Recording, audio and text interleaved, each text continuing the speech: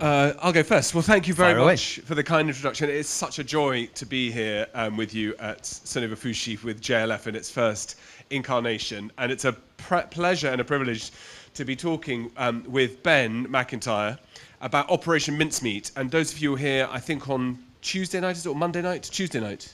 Monday night, I think. Yeah. We'll be watching a film that's just been released about Operation Mincemeat. So I'm going to ask Ben the first question, which is, what role do you play in the film of your book? Actually, in the film, not at all. I was quite involved in the making of the film, which was extraordinarily good fun. In fact, they practically had to throw me off set by the end of it. I was executive producer of the film, and when I asked them what that actually meant, they said, well, what that means is you can come on set and you can say things like, that's the wrong kind of hat, and we will ignore you. So I thought it was a pretty good deal for the money. It was fine. I absolutely loved it. It's very strange, though, seeing your book turned into a drama, because of course they have to drop large parts of it. It's a complicated story, Operation Mincemeat, and then they have to create a kind of emotional core to it that is obviously imagined. But well, we'll see what you think if you see the film on Monday, but I think they've done a brilliant job of maintaining the essential accuracy of the story while giving it this sort of romantic central heart. It's rather remarkable. It's an extraordinary film, really, because it's both an adventure story and a spy story and a war story and a love story and a comedy. I mean, bits of it are absurd, but we can talk about that. But yes, no. So do come to the film on Monday. Well, it's not often that books get made into Hollywood blockbusters starring some of the Oscar winners and so on. So Ben is extremely modest. The process of getting these films made is hard. But I know that if I was ever in that position, I'd insist on being in the film alongside qualified. But Operation Mincemeat is one of the most famous bluff operations in the history of warfare. So just start, I think, by setting the scene. Tell us what is the context of the Second World War, when people are sitting around trying to think of ways of getting a competitive advantage.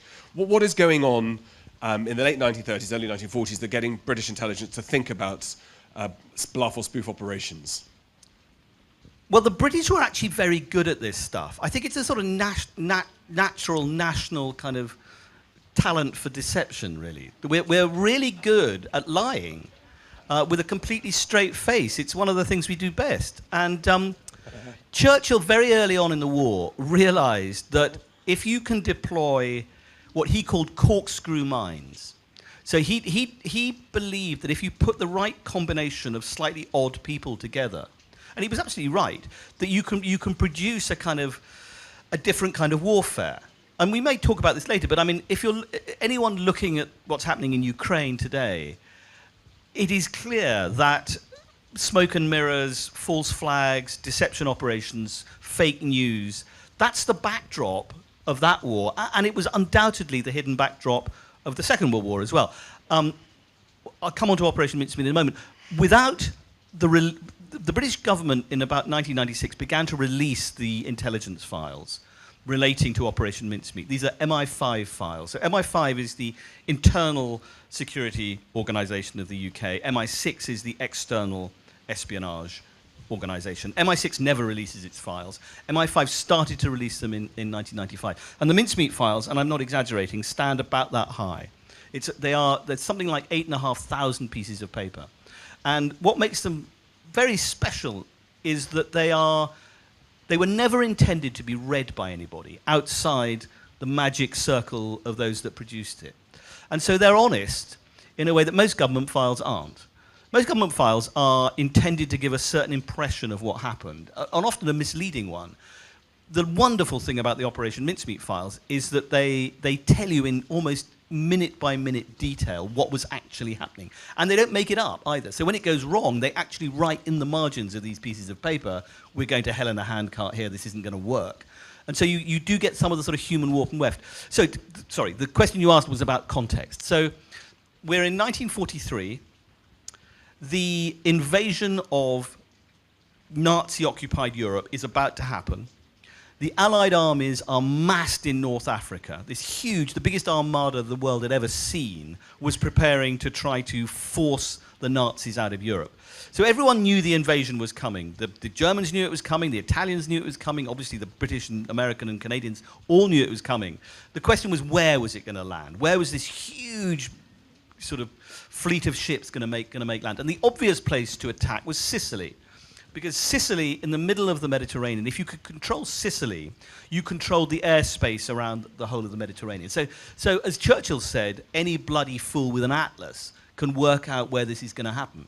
So the job of the corkscrew thinkers, if you like, was to try to persuade the Germans that instead of landing in Sicily, this huge number of troops, 160,000 men, were actually aiming for Greece in the eastern Mediterranean and Sardinia in the west.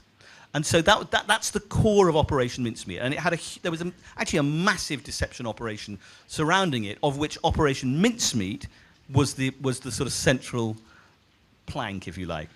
Well, so Ben is incredibly versatile, as readers of today's Times newspaper will know, when, in fact, Ben's written an article about false flags in the context of the Ukrainian war, amongst other things. And those of you who've been following the war will have seen things like the Ghost of Kiev, the so-called super pilot who's been shooting down Russian planes. These things are not unusual. It did make me laugh when you said the British are extremely good at lying, which I'm much too diplomatic to comment on, although I will tell you that in all my discussions with people who are Iranian, who work on Iranian foreign policy, they're convinced that things like Brexit, the Ukraine war, are all part of some giant British plot to overthrow the world. The Brits really think strategically and have some plan.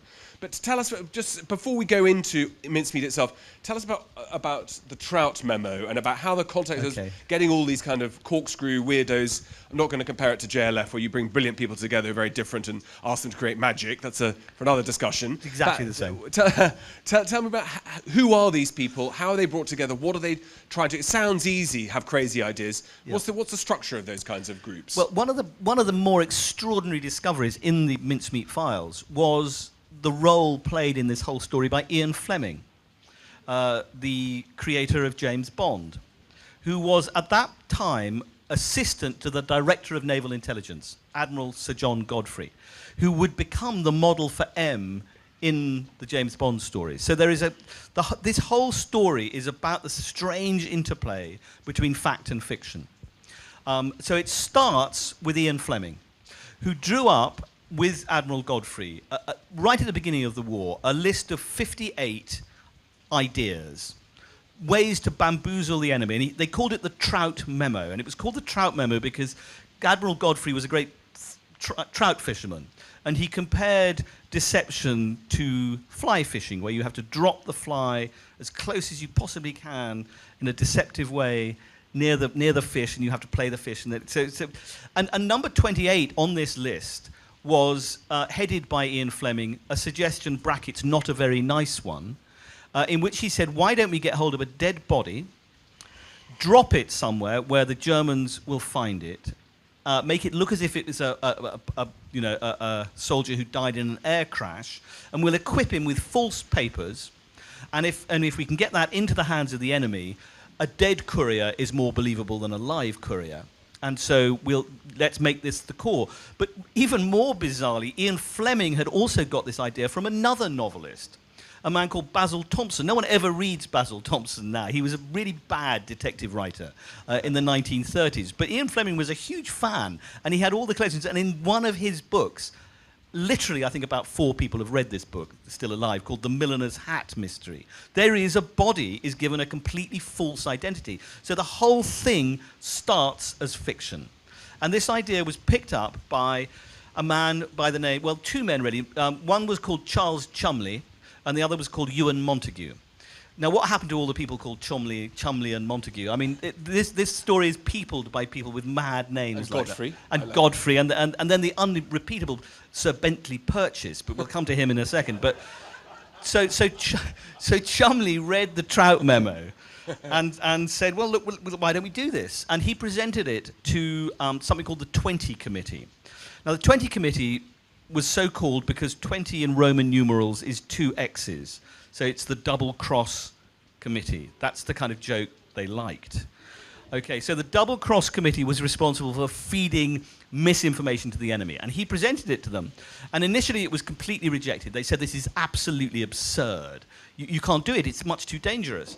And it was particularly Godfrey, actually, who, even though it was partly his idea, who said, if you do this, it's not just a tactical deception, it's a strategic deception. And if the Germans rumble that it's a lie, they're going to work out that it must be Sicily. Therefore, they'll reinforce Sicily, and those soldiers will land on the beaches and they will be annihilated. So right from the beginning, they realized it was an enormous gamble. But nonetheless, they got, partly because of Churchill's personal intervention, Montagu and Cholmondeley, and Ewan Montagu was a barrister, was a lawyer, so he knew a fair bit about lying, and he, between Cholmondeley and Montagu, they set about trying to find, well, the first thing they had to do was to find a dead body, which... Well, tell us about that, because you can't find those easily, but you have to find the right kind of dead body. Well, that was the problem. It had to be a body that appeared to have drowned at sea or to have died in an air crash. Now, you'd have thought in the middle of the most bloody war of the 20th century, actually finding a body should have been quite easy. But it turned out to be extremely difficult because all the bodies they could find were either the wrong gender or the wrong shape, or they'd been killed in the wrong way. So we're now getting... The invasion is set for July 1943. In February 1943... Montagu, who, as I said, was a lawyer, contacted his old friend, who was the coroner of St Pancras, who went by the name of Sir Bentley Purchase. And Montagu approached him and said, we need a body. And completely illegally, Bentley Purchase called him up one day and said, I think I've got the right candidate here. And what they had done, it's actually a tragic story, and again, it was never revealed until these files were revealed, but the body of a homeless Welshman, a Welsh vagrant called Glyndwr Michael, had been found in a warehouse in King's Cross. And he had been poisoned by rat poison. Now, we've never known whether he did that deliberately or whether he was just so hungry that he ate bread laced with rat poison in this warehouse. But he died, and the body was unclaimed. That was critical. They believed there was no family involved, so they could just steal the body. So that's what they did. They lifted... well, first of all, they also had to consult a man, again, a marvellous name, Sir Bernard Spilsbury, who was he was a sort of chief forensic pathologist in Britain. He knew more about dead bodies than anybody else alive, and they consulted him and said, look, if this body is found by the Germans, will they be able to tell that he didn't drown, that he was poisoned? And Sir Bernard Spilsbury said, no, in order to do that, there would have to be a coroner in Spain who is as good as I am, and there aren't any. So he was totally wrong, by the way, because in fact the body, they would have been able to identify the poison, and there were some no, I haven't explained Spain, by the way. The body had to be dropped in Spain because the Brits had worked out there was a particular spy network, a German spy network, operating on the coast of Spain. Spain was neutral, of course, in the war, but it was stuffed with spies, British and Germans, this kind of secret spy war taking place. And they identified a particular spy who was operating in Huelva. And they believed that if they could get the body and the false documents, well, more importantly, the false documents, into his hands, there was a good chance that these would go all the way up the German high command and land eventually on Hitler's desk. So the target is Spain.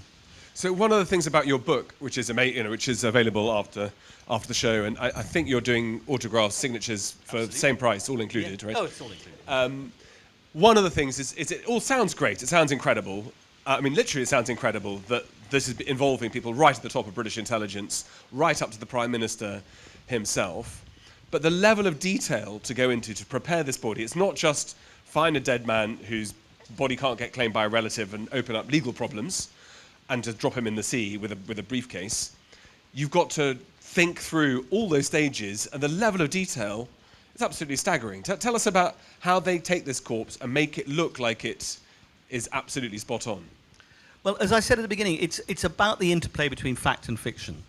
And Montagu and Cholmondeley, in addition to Fleming, Montagu and Cholmondeley were also frustrated novelists. They wanted to write fiction, and so they set about creating what you call in spy parlance a legend for this character that had a complete backstory. So they believed that in order for the Germans to believe it, the body had to have a personality. It had to be somebody. So they had to invent somebody.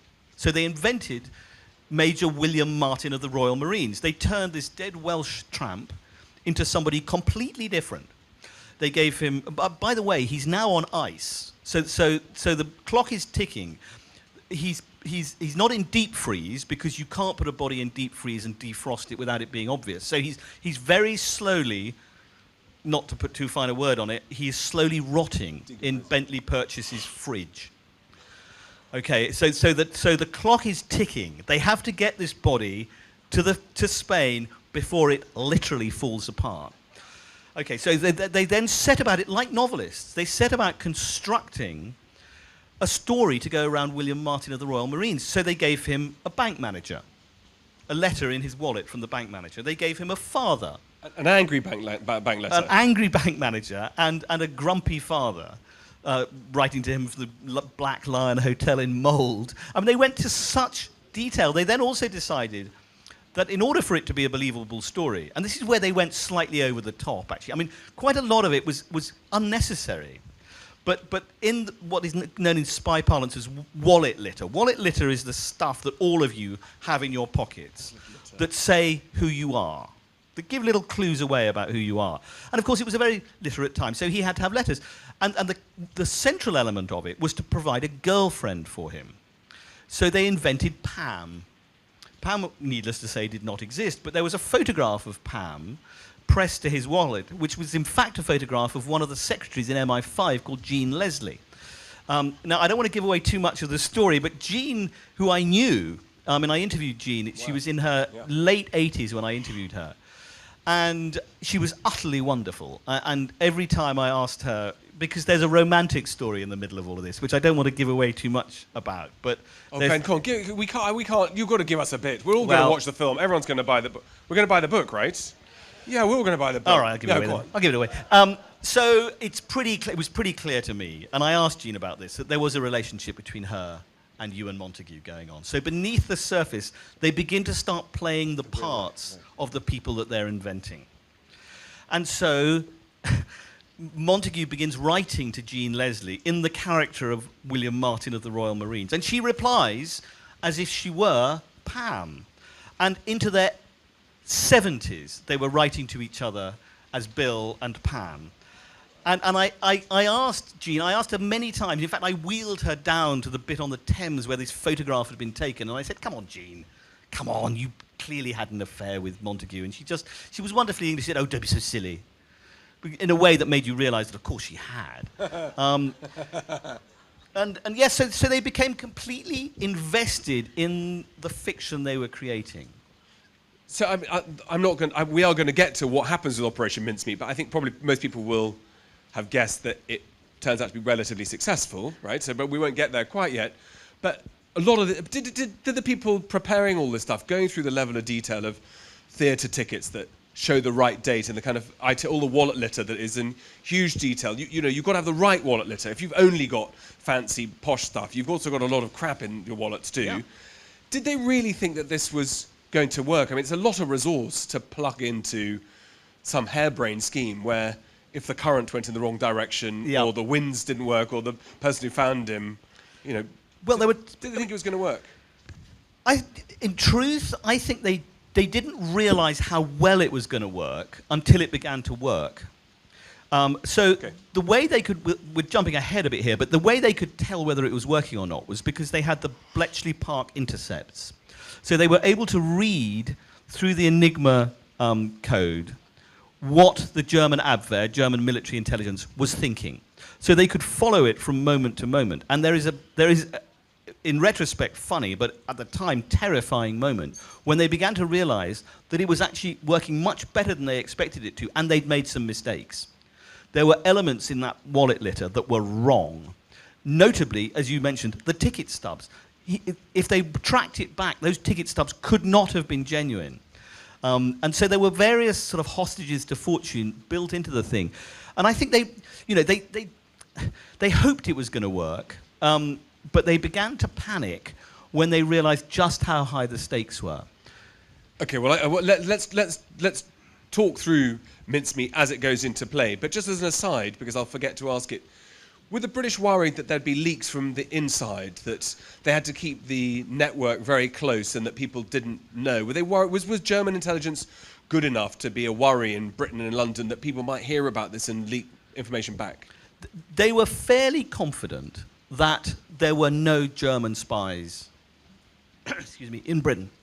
I mean, they had reason to believe, because of the intercepts, the Bletchley Park work, they were pretty sure that there was no German spy operating in Britain, with one exception.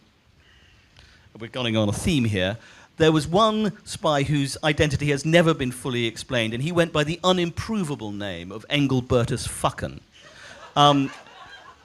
And his body was found in a bunker in Cambridge, and he was a Nazi parachute spy, and nobody's ever been able to work out how Engelbertus Fucken got into the country. But apart from him, they believed it was watertight. They believed there was no way that but they couldn't be certain. Okay. They absolutely couldn't be certain. And what's more, particularly in Spain, once the body got to Spain, and of course the secret had to be shared with diplomats in Spain in order to make it work, they were much less confident about Spain. So there was huge jeopardy here, and as I said at the beginning, had it been rumbled, I mean, there was one moment in the deception when they began to fear that although it looked as if the Germans were believing it, that itself might be a ruse. So stay with me here. So in the wilderness of mirrors, they were fearful that the information they were getting from Germany indicating that it looked like it was working might itself be a deception, might itself be the biggest deception the Germans had ever played back on the Brits. So right up until the moment when they land on the shores of Sicily, they couldn't be sure that it was really going to work. I mean, you couldn't make it up. I mean, it's such a wonderful story that you tell so well, Ben, in the book. To take us then to the body, was where we left it. Is it dropped in by air, by sea? How do they decide what they should do? And take us through to how it gets from Wellver to the Germans. Well, so the body, Glyndŵr Michael, now William Martin of the Royal Marines, was carrying a briefcase. The briefcase was chained to his... Why a briefcase? Why? Well, they realized that they had to somehow get the documents, the false documents, and they again are another whole story, drafting up documents that would be sufficiently believable without being obvious. Turned out to be an absolute nightmare. I mean, they went through 14 different drafts before they worked out that a couple of informal letters would hint hard enough without being too obvious that there was going to be this invasion in Greece and another one in Sardinia. So the briefcase, he had to be able to carry something with him. There were quite a lot of documents, so he had to look like a courier. He had to look like somebody who was on official business. And what's more, they had to be sure that the briefcase would stay with him. So they chained it to his arm. Now, that again was a kind of hostage to fortune, because actually military couriers didn't do that. Bank clerks did that, carried things around chained to their wrists. But a proper investigation would probably have worked out that actually there was something rather odd about the fact that this thing was going to be chained to him. Nonetheless, they decided it was the only way they could do it. They had to get hold of waterproof inks to make sure that the stuff didn't wash off in the sea. And as Churchill said, only someone planning to drown would use waterproof ink. So they had to get a special kind of believable waterproof ink that was secretly waterproof without, I wouldn't give it away, So they took the body, they slightly refined it, and initially the idea was that they were going to drop it from a plane so that it looked as if he died in an air crash, and that was the whole idea. But in truth, by this point, the body of Glyndŵr Michael was so far gone that had you dropped it from a plane, it would have just disintegrated. And so they took it by submarine. They put him into a torpedo tube, and they loaded him onto HMS Seraph, which was a sort of fighting tactical submarine. And it was taken, but the only person on the submarine was the captain, who knew about the plot, was the captain, Bill Jewell. And they took it to the coast of Huelva, and at 3 o'clock in the morning, on a June day, they released the body into the water without any certainty of what was going to happen to it. I mean, they weren't even sure that the tides would really take it ashore. And that was it. So for the next 6 weeks, they were completely blind. Not quite, because they had the Abwehr intercepts, but they really didn't have a clue of what was happening. But the body does get fished out of the water by a fisherman, and then what happens? What's the sequence that gets information to the Germans, and how high up into the German ranks does that go? Well, it starts going wrong pretty much immediately. They're aiming to... The particular spy they had in mind was a man called Adolf Klaus, who was a highly efficient espionage figure on the coast of Huelva. And they began to drop hints that they were desperate. So through official... they knew that the British embassy in Madrid was bugged by the Germans. And so they began to they began to send messages that they knew were being intercepted by the Germans, saying, we've lost this really, really important package of documents, we need to get it back. Above all, don't let it fall into the hands of the Spanish police, because if the Spanish police get hold of it, they're in the pockets of the Germans, and if the Germans get it, we're all in trouble. So please get this briefcase back, knowing that the Germans would read it, and therefore think, oh, we'd better get hold of that briefcase. But it didn't really work, because one of the things they hadn't counted on was that Spain was neutral, and it was the naval authorities that actually picked up the body. And the first thing they did was offer to return the briefcase, which of course was exactly what the British didn't want. So the rather brilliant consul, a man called Gomez Bear in Britain, said to the naval authorities that I think we'd better stick to protocol here. It's a shame, but I think we'd probably better let it go through natural channels. I mean, it was all complete play acting, really. So, yeah, so the briefcase, and this is the extraordinary thing about Operation Mincemeat, is you can track the progress of this lie as it is swallowed hook, line and sinker, as Churchill said it. You can follow it going down the gullet of German intelligence. And it's an extraordinary thing to pick up these documents and actually see them in real time being believed. But there's another element to this, which is that the head of German intelligence, the head of military intelligence, the man responsible for telling Hitler what to believe and what not to believe, was an anti-Nazi plotter. His name was Alexis von Röhne. He's a most mysterious figure. He was brilliant. He was killed by Hitler after the July plot. He was deeply involved in the plot to assassinate Hitler. And there is a decent chance that he was the person who looked at this range of documents. And don't forget, we've also got Pam's photograph and the love letters and the bank manager's details. So von Röhne is looking at this stuff, and he's responsible for assessing it. What is so extraordinary about von Röhne is that he didn't just tell Hitler to believe it, he actually exaggerated its importance. He went out of his way to make it seem even more believable than it really was. So there's a possibility that, in fact, one of the keys to Operation Mincemeat working was an anti-Hitler plot inside German intelligence. And do you think that would have been him on his own, clocking and working out it didn't quite stack up, but here was an opportunity and there was no benefits? We don't know.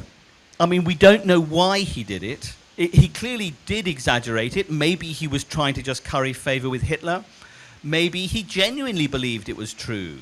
Or maybe he just wanted it to be true while knowing that it wasn't. And that's the play in the whole story, is about whether something is actually true or whether we believe it to be true because that's what we want. And does Röhne make it into the film?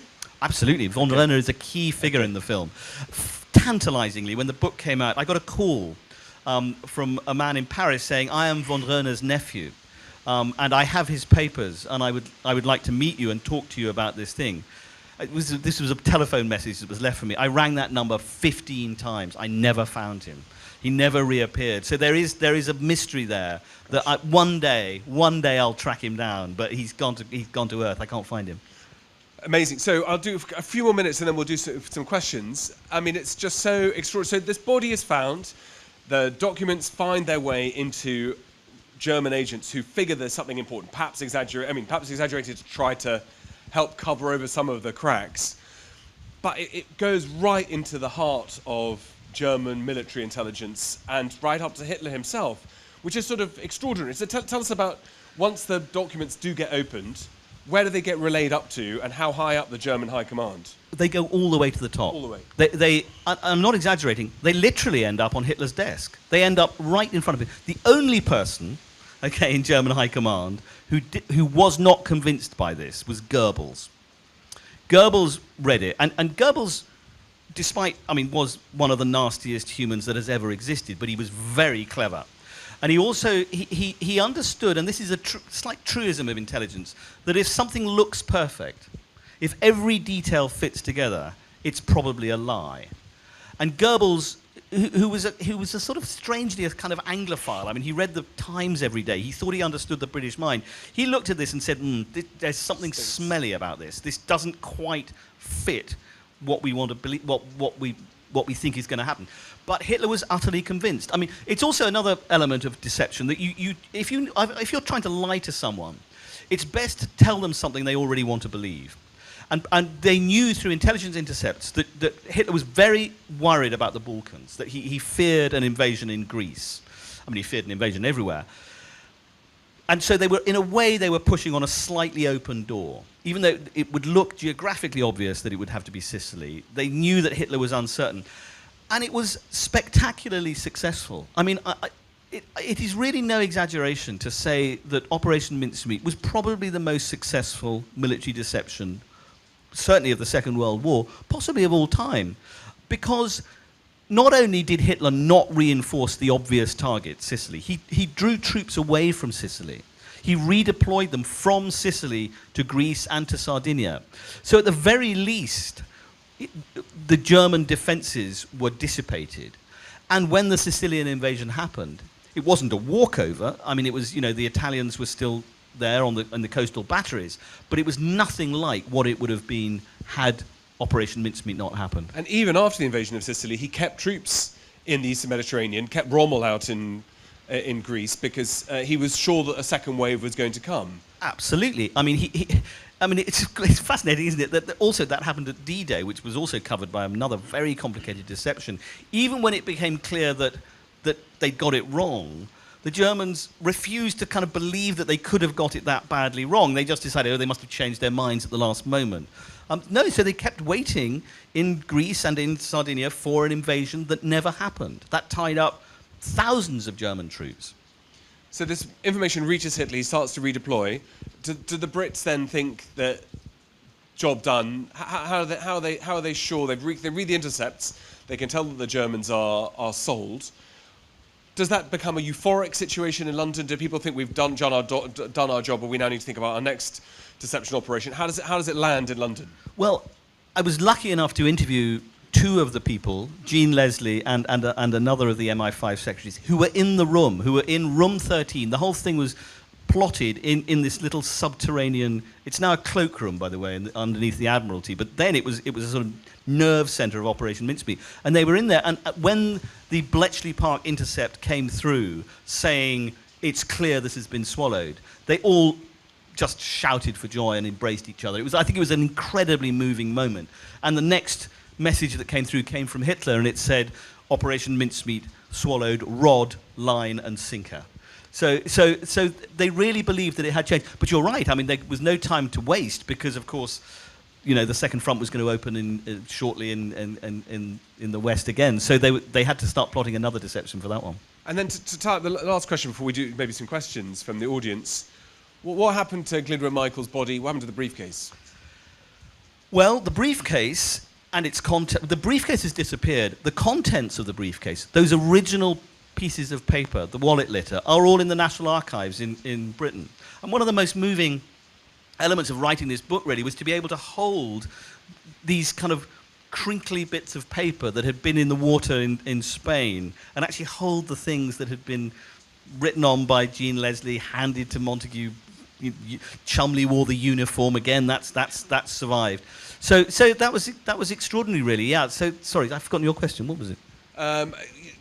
What happened to the body? What happened to Michael's body? Well, okay. So yes, poor old Glyndwr Michael was buried in Huelva Cemetery under the name William Martin of the Royal Marines. And once the name was revealed by the British government in 1996, they added a sort of postscript to the gravestone, which reads, Glyndwr Michael served as William Martin of the Royal Marines. So they've acknowledged that the body in that grave is not the person who is named above it, it's somebody else. And I found that very moving because it sort of said to me that it's possible to be to take part in a war, to change human events in a way that is completely inadvertent. That you can be a warrior when you're already dead. And that was just such an extraordinary thought. And here was this man whose life had amounted to very little. I mean, poor Glyndŵr Michael, he was homeless, he was an alcoholic, he was mentally ill, he had no family, he had nothing. But somehow he had played an absolutely pivotal part in one of the great moments of 20th century history. Well, it's a spectacular book, Ben. I've been waiting to see the film. When I found out it was going to be played here, I'm so excited. I hope that... By the way, it's a world premiere here. Is that right? Yeah. It's not been... I don't quite know how to explain this, but it hasn't really been released yet in India. So this is a sneak preview you're getting here. I think that the key role when you do your next edition is the janitor who put the rat poison out that Glyndŵr Michael ate. So whether the rat is the one who won in this story rather than... Anyway, it's a spectacular book. I mean, what you're so good at, Ben, is first of all finding these stories, working through National Archives that you've done on many, many other times with such distinction, and you write like a novelist, which is a real pleasure to read. It is a fantastically inspiring and interesting story, and I can't wait to see the film.